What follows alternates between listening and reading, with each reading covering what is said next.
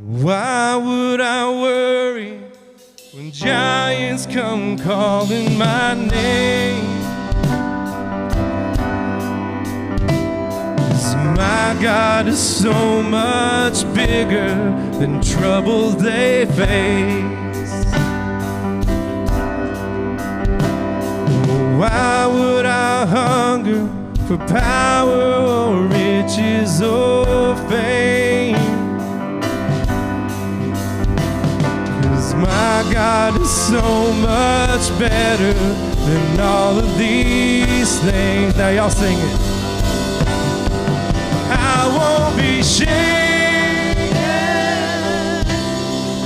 I won't be moved. My God is faithful. It's true. I'll speak to the mountain. It's got to move. My God is bigger, better, stronger, greater than you.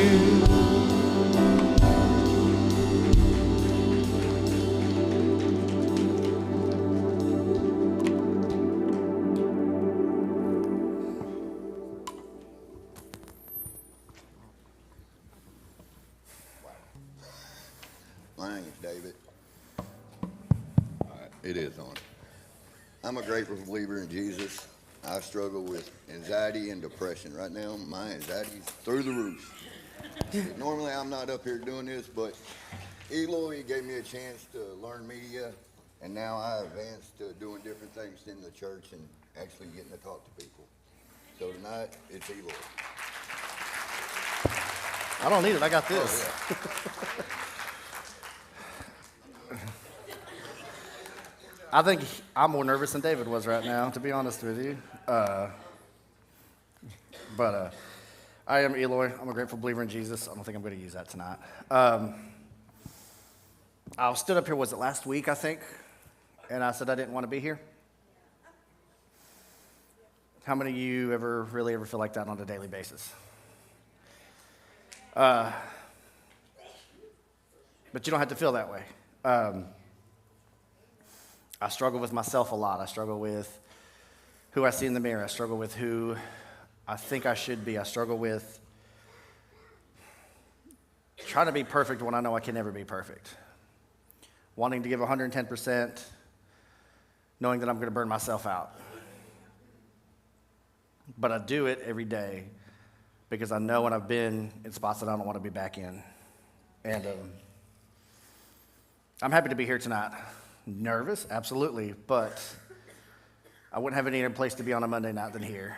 Been doing this for probably 10 years on a Monday night, off and on, give or take a few jail sentences and stints in prison, but even when I was there, I wanted to be here because I knew what could be.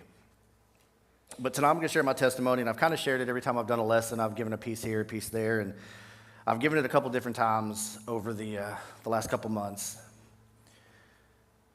And it was good, but it wasn't me, if that makes sense, because I had somebody else help write it, and we had to make it fit to their mold. There's nothing wrong with that. But here we kind of be a little bit more real. We can take those masks off. We can be honest with ourselves to an extent without crossing boundaries. And I can stand up here and say that I've struggled with alcohol. I've struggled with porn. I've never really struggled with drugs. I've struggled with my family. I've struggled with suicide. But I've overcome all those. And there are times that I still struggle with some of those things. There's times that when I go home at night and I'm by myself, when the temptation is the strongest, it's easy to want to give into those. But God. And a really good support team that I consider my second family.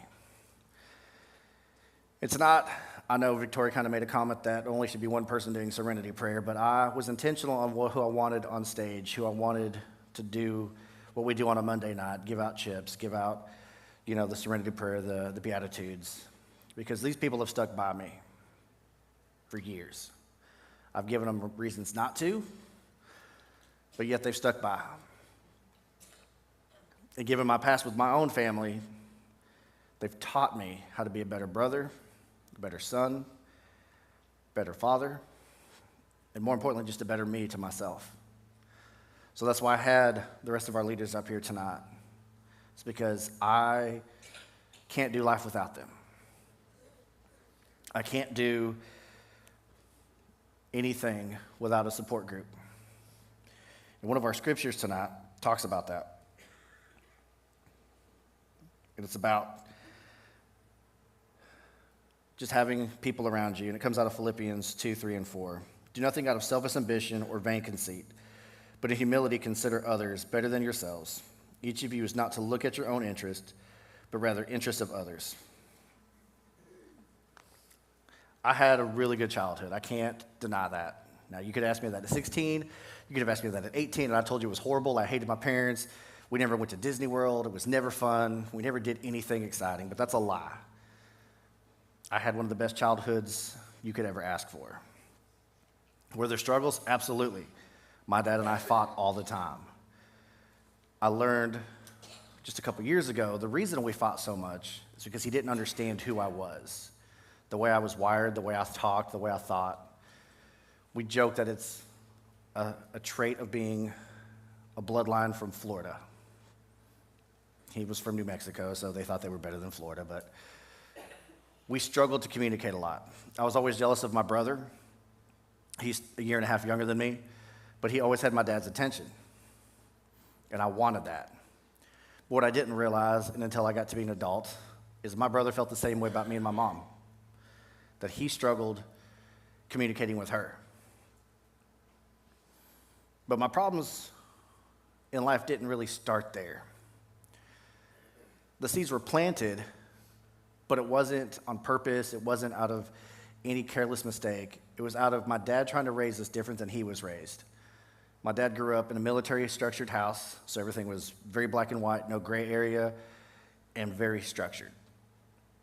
And he told my mom when they got married that if they ever had kids, he was going to do the complete opposite of that. So we had a little bit of leeway. He didn't hide things from us. If there was alcohol in the house, we knew it was there. It was never under lock and key. My dad's magazines, they were free to take. If we took them, we had to put them back. My dad's a big Redskin fan, so when they played on Monday Night Football back in their glory days, he would sit down, me and my brother would sit on the couch with him, pop a bag of popcorn, he would open a beer. He let me and my brother share it. Probably the first time I got to taste beer was 8 or 9 years old, and I loved the taste. But he also taught us responsibility when it came to those things. Growing up, we had parties at the house. He was always like, if you're going to drink or your friends are going to drink, they're going to stay the night. The keys go in that bucket, they don't leave. Everything he did was intentional, and it came with a lesson that I didn't follow. Graduated high school, moved off to Alabama. First mistake of my life. Don't ever move to Alabama. If you're from Alabama, I apologize. But I moved because I wanted to get away from them. I needed a change. I needed something different. But it wasn't a positive change. I just got away from one problem and into another. I had different jobs. I was 18, 19 years old at the time. Hung out with people my same age. We'd go out and we'd drink. One of the first signs that I knew I had a problem that I didn't realize was when we went to a party. They were building a subdivision. There was a whole bunch of people that I knew from different places that were in the mall that we all worked together. We went out. I don't remember how many drinks I had, but I was having a conversation with the best person ever. She was the prettiest girl ever. She gave me all of her attention. I fell in love with her that night. It was a tree. I was so drunk I was talking to a tree. Not lying. That wasn't the first sign. The first sign was the drive home, where I don't remember driving home. I drove 10 miles and didn't even realize that I drove home that night. Woke up in my own bed, didn't realize how I got there. That was the first sign, but I didn't pay attention.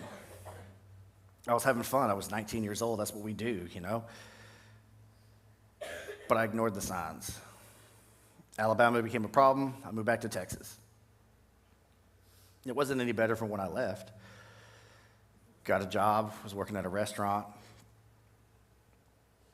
just trying to survive. Got different jobs. Then I met who I thought was the love of my life, and she was not a tree, she was a real person. She's the mother of my daughter. Met her, immediately messed up. It was around this time that we actually met. We were probably pregnant by Easter. Not married, didn't have a place to stay on my own, was couch surfing from place to place. But I was gonna make it work some way, somehow. Got an apartment, moved in together, had our daughter. She had an older son. I was trying to make it work. I went from being an 18, 19-year-old to now all of a sudden having to raise 2 kids. And I was nervous as all get out. Well, the reason I'm in Jonesboro is because her family bought a business out here, and she was going to manage it. So we moved. So I gave up everything that I had back in Texas to move to Arkansas.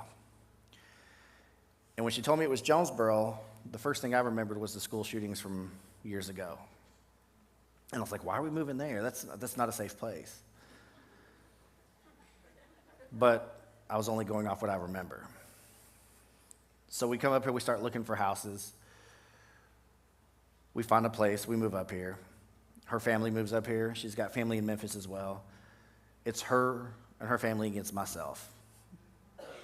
Now, what I didn't tell you is most of the time that we were together, I was lying to her. About my age. Told her I was 21. I wasn't. Told her a little bit about my family, which I elaborated way too much on, which that wasn't true. But I wasn't the only one telling lies. She was too. We were both hiding things. And we figured that when we moved to Arkansas, this would be the time to just go ahead and have a clean slate. Let's start over. Let's put everything on the table. It's kind of like that we listen and we don't judge thing. We listened and we judged. But we said we weren't. So we're in Arkansas. She's got a job with her family. I'm trying to go to college, and I'm also working part-time at a restaurant. I'm the stay-at-home dad. I was enjoying it. But there was other things going on behind the scenes. And this is where, looking back, through step studies, through small groups, through talking to counselors, that I realized where my problems really started. She was cheating on me with a guy that she worked with that was her age. The funny thing was she was accusing me of cheating on her, which I wasn't. I loved her. I gave up everything to be up here with her. I wanted to have this family. I wanted to start this new life. But yet, I'm the one being cheated on. That made me feel lower than the lowest I could ever feel. Because was I not good enough? What did I do wrong?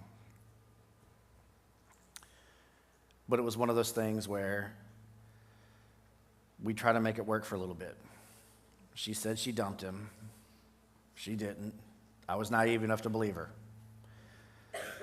Caught her again. She begged and pleaded and apologized. Forgave her again because I wanted it to work. I wanted this family. At the same time, I'm trying to adopt her son as all this is going on. Caught her the third time. Couldn't forgive her again. So I move out. And no sooner did I move out, and that last hanger that I took my clothes off of was hanging on there. There was new clothes on there, and they weren't mine. That's where alcohol and myself became best friends. That's where pornography and I became best friends. It's because alcohol gave me a personality that I didn't have because I was hurt and I was angry and I was upset, and I was lost. And the porn gave me somebody that wasn't going to cheat on me, somebody that was there at all times for me, somebody that was never going to tell me no. And I dove so hard, so fast into it, I couldn't get out. But at the same time, I wanted revenge. I was mad that she had things that I didn't have, that she took away the things that made me happy. I was angry at her when I should have been angry at myself. And for a long time, I wouldn't forgive her. And I've said it from the stage many times that I would never forgive her. But I have. Because it was a building block to where I needed to be in life. I did some stupid things as an ex-husband, things I'm never going to be proud of. That got me to my first arrest because I couldn't leave her alone. Because I wanted her to hurt like I hurt, and I was going to do anything and everything in my power to do that. And I was dumb enough to think I was above the law. Anybody else ever think that? Well, the law was a lot smarter, a lot faster, and a lot quicker than I was. And I got busted. And you think that that was lesson number 2 on, hey, maybe you need to change things. But it wasn't. Spent a couple nights in jail. Went on. No contact order. Okay. I'll become a ninja. She'll never know I'm coming. Again, the law is smarter, faster, and brighter than I am.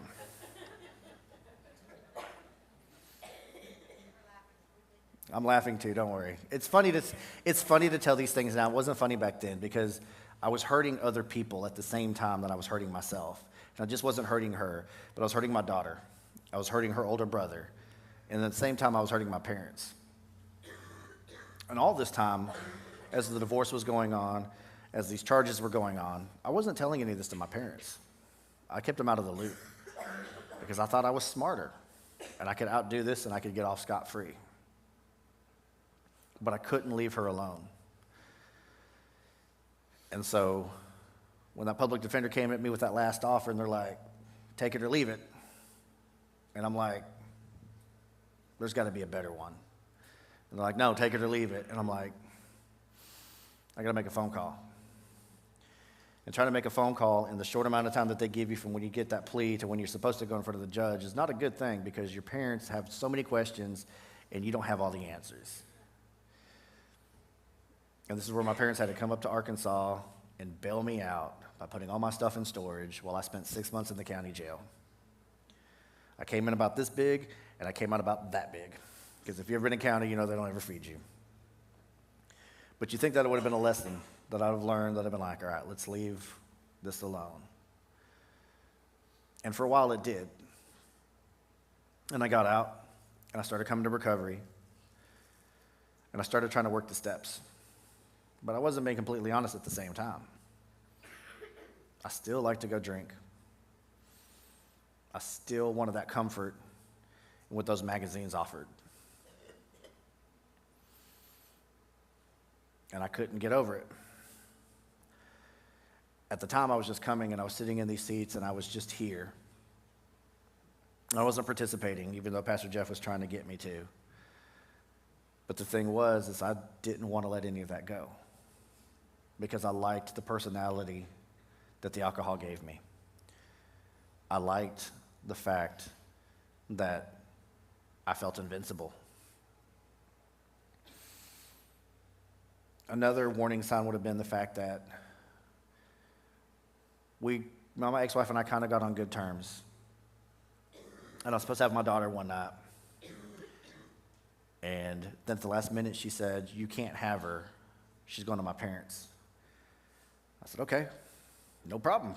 Called with the rest of the friends. Let's go to the club.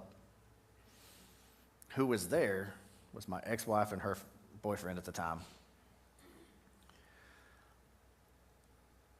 That sent me over the edge to the point where I woke up in a Waffle House bathroom, not knowing how I got there, with no money and no ride home. And from that point, I dove headfirst into a bottle and didn't come out for a long time. Kept getting in trouble because I couldn't pass a drug test because I was always drunk. My PO gave me chance after chance, but he finally couldn't do it anymore. Locked me up for a weekend, but it still wasn't enough. 72 hours wasn't going to sober me up because I've been drinking for way longer than that. The whole time I'm depressed. When I'm at home and I'm drinking, I didn't want to be there. I didn't want to be on this planet. I was couch surfing. I had some friends at the time that I was using more for what they had than their true friendship. Their friendship was pure and genuine. They wanted to help me out. But I just needed a couch. I needed food. I needed a car. And I used them for it. Until they got tired of me and they kicked me out. And I ended up in a hotel room on G Street with a plan on killing myself. I hadn't talked to my daughter in months. I was drunk. I didn't look like myself. I checked in. They didn't even ask me for a driver's license, so I gave them a fake name. That way if they found me, they wouldn't know who I was. I had it all planned out. I'm in that room. I've got all the pills laid out on the bed. My phone rings. It's my father-in-law. But it's my daughter on the phone. Hadn't talked to her in forever. And I hear that, "Daddy!"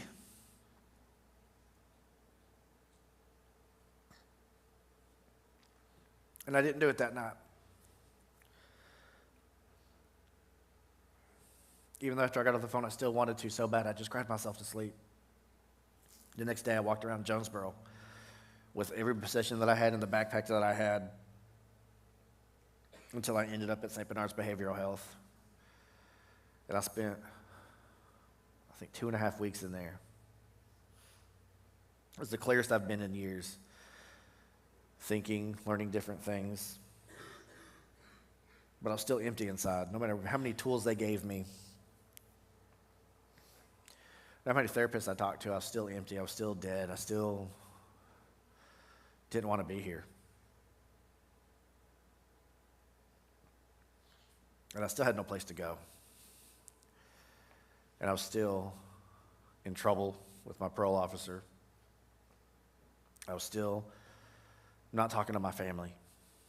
They'd get updates from my friend every so often when they would call because I hadn't talked to him in a week.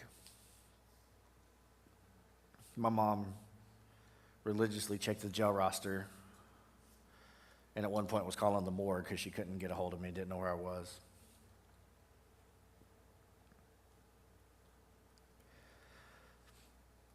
And every time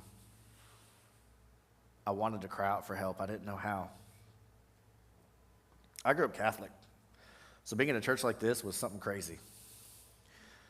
You know, you go to a Catholic church, you get your exercise. You're up, down, squat, kneel, up, down, up, down, do the thing, you know. Walking into a church like this was a complete culture shock to me. I was a number in a Catholic church. I was a person here. I was a name. I was a face. I was also scared because these people were crazy. They really were. But it's a really good crazy. Let me tell you, if you're a first-timer here tonight, y'all probably picked the wrong night to be here because I'm on stage, but you're in the right place at the right time.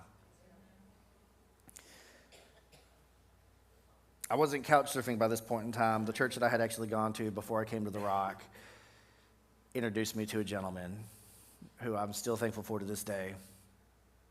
They gave me a bed. that introduced me to a church for hurting people.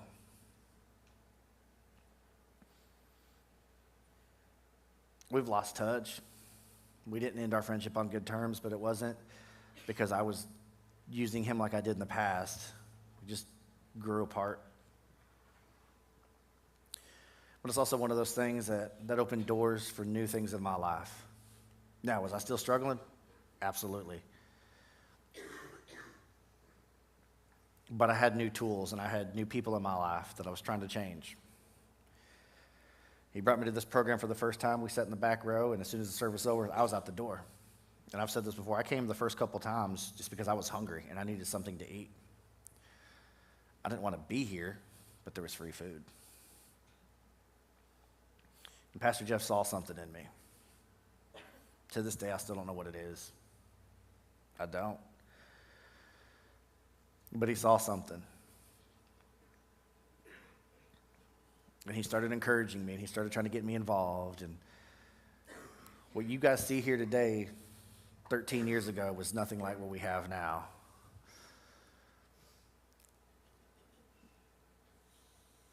But it was a step.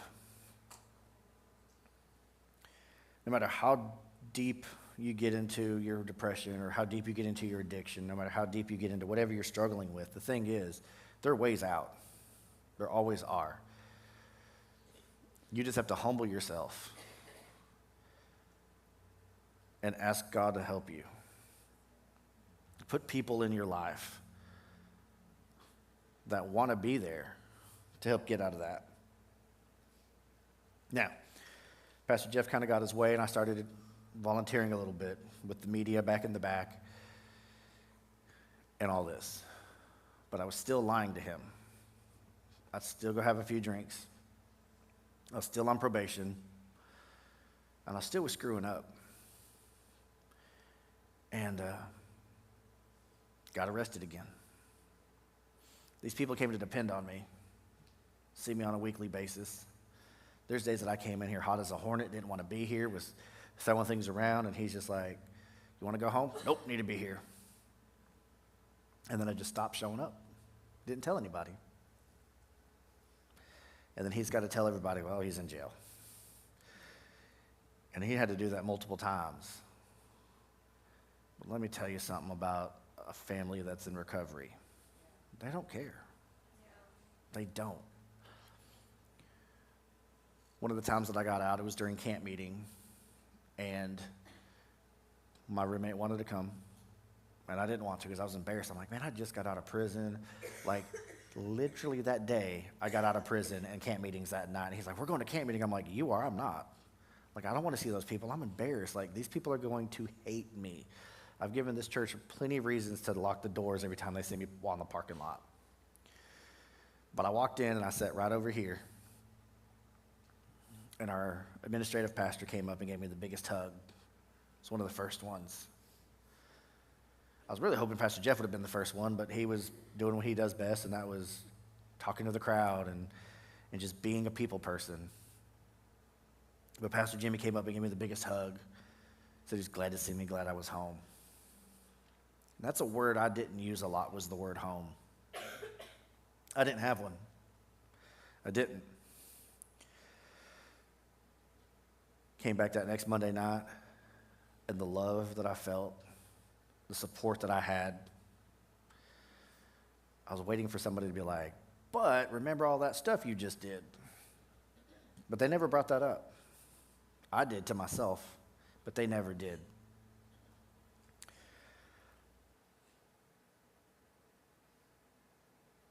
Here's how recovery works. When you're at your lowest and you've asked God into your life and you start working the steps, as I can't say cliche, as cliche as that sounds, it really does work. And the first time I heard that, I thought that was the most annoying phrase. If you work it, it works. And I thought, man, that's so annoying. That is not true. Like, it's not going to work.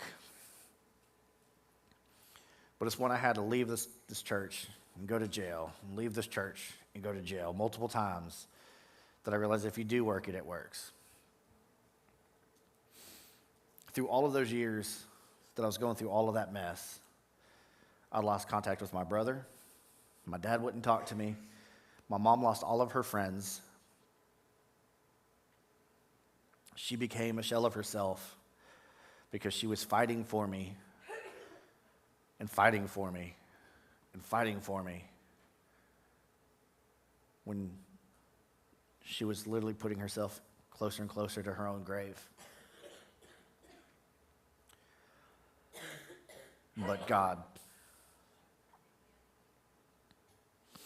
The last time I went to jail, it's not the manliest thing to do, but I journaled quite a bit. Pastor Jeff taught me that. Journal. So I started journaling, and I would send the papers home as they got too big, because if somebody broke into my box, I didn't want them to read all my junk. Well, as I was sending them home, my mom's like, yep, we're putting them up, don't worry about it. When you're ready for them, they'll be at the house. But she was secretly reading them. Did it make me mad? Absolutely. But I'm glad she did. And here's why. They got to know me in a different way. They got to see the hurt. They got to see the struggles. It opened up a dialogue. First with my dad, then with my mom, and then finally my brother. During this time, my brother had gotten married, had their first kid, my oldest nephew, and I had yet to meet my sister-in-law and my brother. Or my sister-in-law. I knew my brother, kind of. Relearned about him. But I missed a lot of that. I wasn't at his wedding because I was in prison. I wasn't there for the birth of my nephew because I was in prison. But the thing is, that dialogue that I didn't have with my parents that we did have in those journals and those pieces of paper opened up things.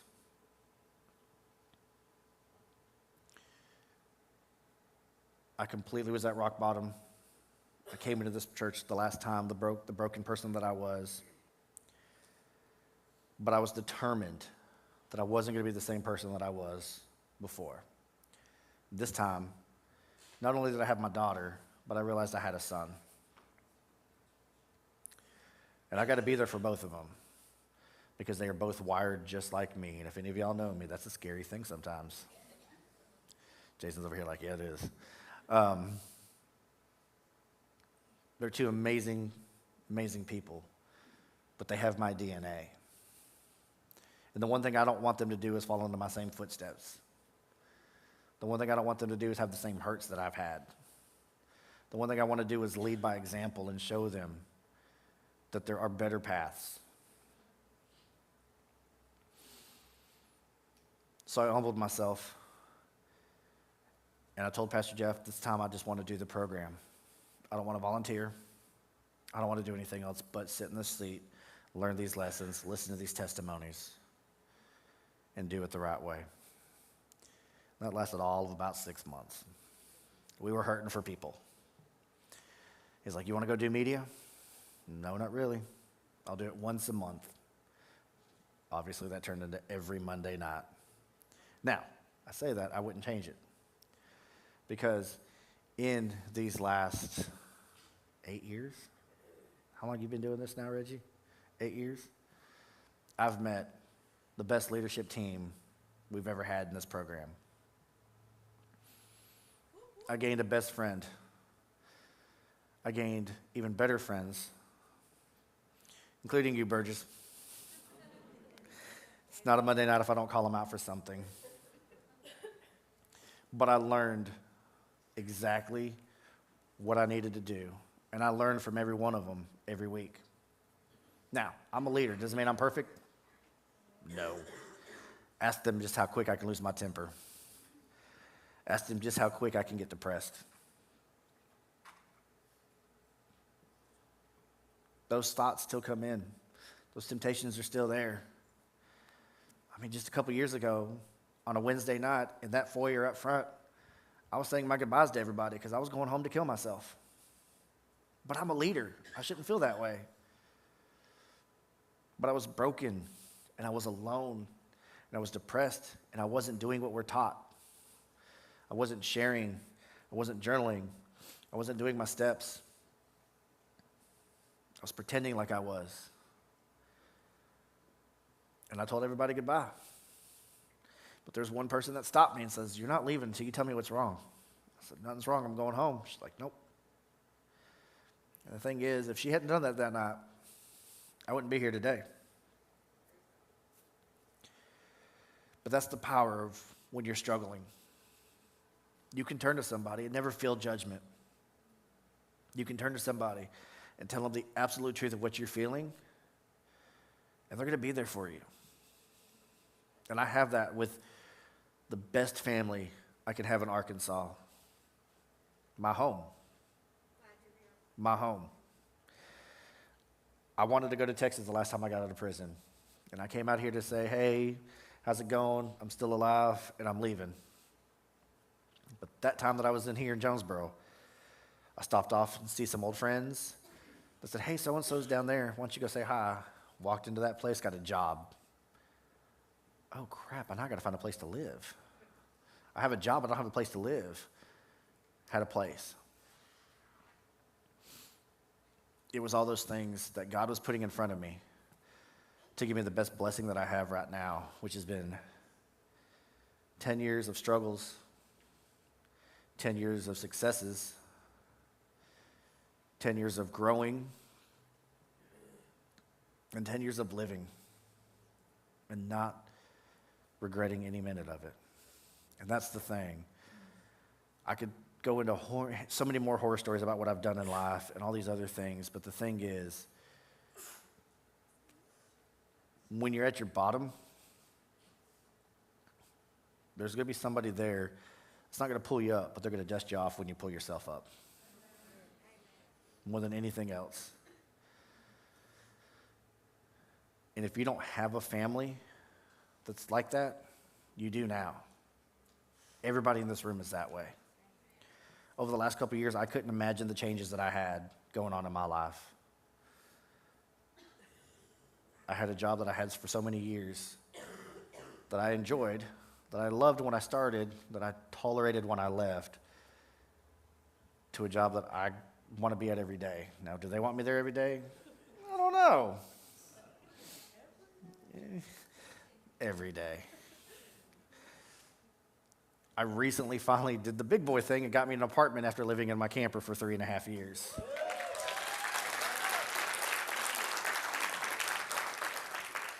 Was that scary? Absolutely. I was talking to Reggie Friday night, and I was moving the first load by myself, and I was in this mode of sheer panic and sheer, what did I do? The mistakes I just made, the unknown. But I had a friend that was just like, "It's going to be all right." And I know it is. But when you doubt yourself, that's the devil. It's not you. That's the devil telling you, you can't do that. You're not good enough for that. Because I told myself that for so many years. But God put people, programs, and things in my life that I could never ask for. Like I said, this church should have banned me years ago. They should have locked the door every time I was on the property, but they didn't, because this place is a place for hurting people. This program is a program for hurting people. I've seen so many people succeed. Unfortunately, we've seen people fail. But it's the work you have to put into it that's going to determine your outcome. I'm going to leave with a couple scriptures and something that I was reading last night while I was trying to go to bed after going home. And first off, I went to the wrong place yesterday after I got out of church. I went to the wrong house because I was so used to doing that for 3 years that I was like, "Oh, I'm at the wrong place. This is awkward. Let's go back to my apartment." And then I got home and went straight to bed. But here's something, and I know we're almost out of time too. Here's something that I was reading. Don't ever let any other people define you. Take control of your own image and your own narrative, but put God first. Here's some goals that I was coming up with, that I was thinking about. In any struggle, I'm just going to use porn as an example. Day one of no porn, you're going to have less stress. 7 days without it, you're going to have a little bit more confidence. 21 days, you're going to be a little bit happier. 30 days, your productivity is going to increase. 4 months, you're going to start smashing goals. After a year, your dreams become a reality.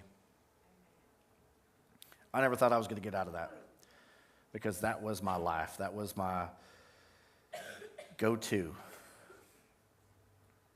But I got out of it.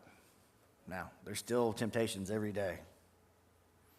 But it's what I do in those temptations that dictate the next step. We learned this, I don't know if it was in this lesson, if it was on a lesson, or if it was in our small group, but when you're faced with a decision, you have 30 seconds to decide what you're going to do before you make that decision. After the 30 seconds, you really can't change your mind.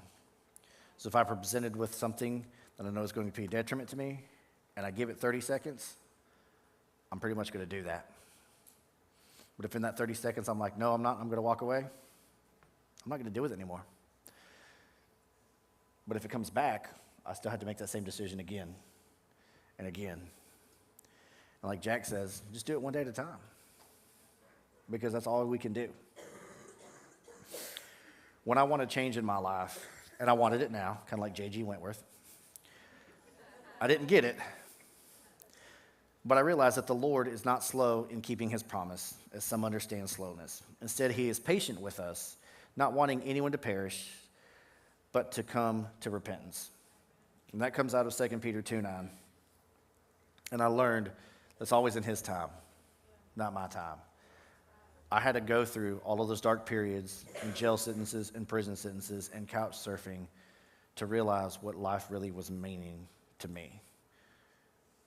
And the last 10 years have been examples of what I want.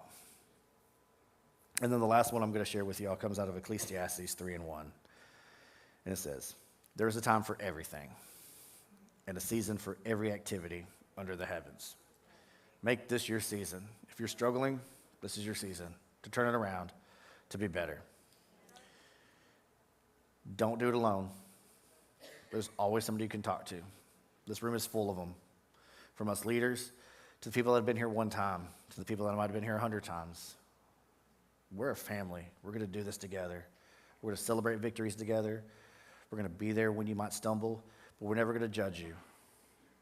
We're never going to hold it against you.